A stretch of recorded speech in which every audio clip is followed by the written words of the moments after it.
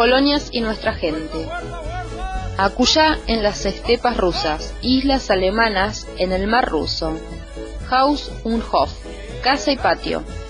Al llegar a las etapas rusas, en medio de la desolación y no haber sido preparado nada de nada, nuestros antepasados para guarecerse hicieron chozas subterráneas, simlingas. Después le siguieron las casitas de la corona. Esas casas, en la zona del Volga, eran construcciones enterizas de la más rudimentaria simpleza. Fueron hechas con troncos de pino o abetos que se entrecruzaban y las ranuras eran rellenadas con paja vizcachera y barro. Se hacían en cuadrados de unos 8 a 10 metros de largo por 6 metros de ancho. Con el correr del tiempo, las casas ya se construían más confortables a raíz del bienestar de los colonos. Seguían siendo de madera, pero eran ya más grandes y espaciosas, y el aspecto externo daba a entender de la prosperidad que gozaban. En tiempos de la emigración existían al lado de las casas de madera y de adobe, casas hechas de piedra y ladrillos, Kamenka. Tenían, con 5.300 habitantes, 58 casas de piedra, 253 de madera y 71 de adobe, un total de 382 casas, a un promedio de casi 14 personas por vivienda. En la zona del Mar Negro, la casa junto a los establos era más rara. Casi siempre los establos estaban separados de las casas. En Volhynian, como así también en San Petersburgo, las casas de madera tenían prioridad. En la región del Mar Negro, los colonos casi exclusivamente hacían las casas con piedra dura y blanqueadas a la cal, o sino de ladrillos quemados colorados. En la mayoría de los casos, las casas habitación eran viviendas bajo un mismo techo que los galpones y establos, o sea una construcción en bloque.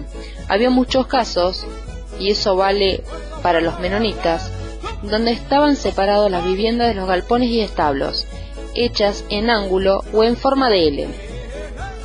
Las casas de los colonistas tenían casi todas las mismas comodidades internas y la disposición. A la entrada se llegaba a un zaguán, después a la antecocina y de ahí a la cocina. A ambos lados se encontraban las piezas. Para el lado de la calle estaba la pieza de delante, o pieza oficial para recibir a las visitas, la cámara de atrás. El interior de la casa estaba hecho de madera machimbrada y tapizada con papel decorado, raras veces blanqueado a la cal. La apariencia de la casa de un colono siempre se presentaba limpia y cuidada. En Volhynian las casas se construían en madera, en el Volga de madera y piedra, en el Mar Negro de piedra caliza o arenisca. Los edificios y muros se blanqueaban anualmente y casi siempre para Pentecostés. Los techos eran de paja, zinc o ladrillos. Muchas veces se grababa la fecha de construcción al frente de los portones y las casas. El frontón y el vallado se pintaban con pinturas económicas rojas y amarillas, para contrarrestar el trabajo que hacía el tiempo con su lluvia y el sol. Pobre del colonizador que no tenía pintado su vallado en la calle. Mientras las casas en la zona del Volga y del Mar Negro eran casi exclusivamente de una planta, en la zona del sur del Cáucaso, en el circuito montañoso, se hacían las casas de 2 y 3 pisos. En las aldeas, que se encontraban cerca de los arroyos o ríos, se veían con frecuencia nidos de cigüeñas en el lado del frontón. Fuera de los nidos de las golondrinas se veían, con agrado, los nidos de las cigüeñas, porque se creía que traían buena suerte. Los solares eran, según prescripciones de las autoridades, todos iguales, con 30 o 40 metros de frente por 80 a 120 metros de largo. El patio central o de adelante se componía con la casa habitación, un jardín de flores, cocina de verano y aljibe.